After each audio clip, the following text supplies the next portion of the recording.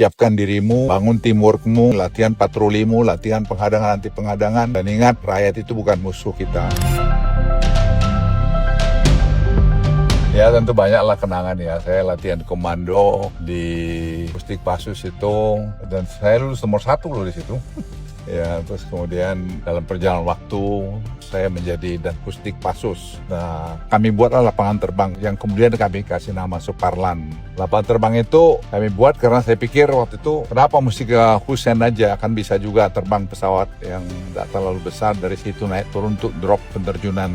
Nah, kita buatlah itu. Nah, kemudian saya karena memang banyak suka pada pendidikan ya, saya baru sadar bahwa harus ada perbaikan latihan, sistem latihan di dalam TNI Angkatan Darat seperti itu. Dan itu saya selalu ingat betul yang selalu bertahap, bertingkat, berlanjut. Jadi nggak bisa sekaligus kita mau jadi, harus ada tahap-tahapan yang harus kita lalui sehingga akan mengurangi kemungkinan kecelakaan atau kekurangan gitu. Terutama sebenarnya kalau latihan dasar komando ya sudah kita agak lebih tertib lah. Dan kemudian sebagian daripada latihan-latihan dari Gultor itu saya bawa ke Pusdik Batu Jajar yang dulu kami buat bersama Pak Prabowo itu. Seperti latihan spesialisasi. Dulu Kopassus itu nggak ada latihan spesialisasi. Kami terjun di tim-tim itu modalnya hanya nembak, berani, kuat, itu aja. Jadi kita sangat sedikit sekali latihan taktik waktu itu. Jadi kita merasa bahwa pokoknya kita mesti menang itu. Itu semangat yang menurut saya hebat, luar biasa. Tapi di kemudian hari kita lihat nggak bisa ini begini. Setelah kami sekolah di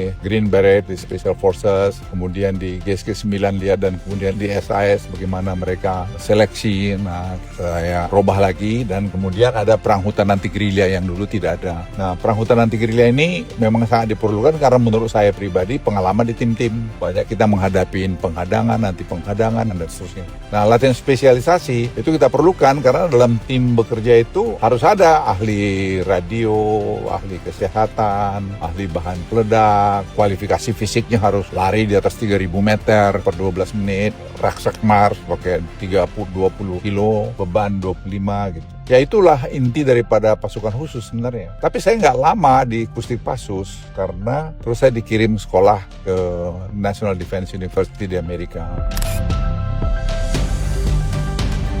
Satu, keahliannya harus dapat. Tapi yang sebelum keahlian itu, ya dia punya mental yang kuat, daya tahan yang kuat, kebanggaan korpsnya dia, teamwork yang kuat, yang kesetiakawanan. Nah, itu saya kira ciri khas Kopassus. Makanya saya selalu canangkan jaga nama, derajat, kehormatan Korps Beret Merah gitu. Karena kekuatannya sebenarnya di situ.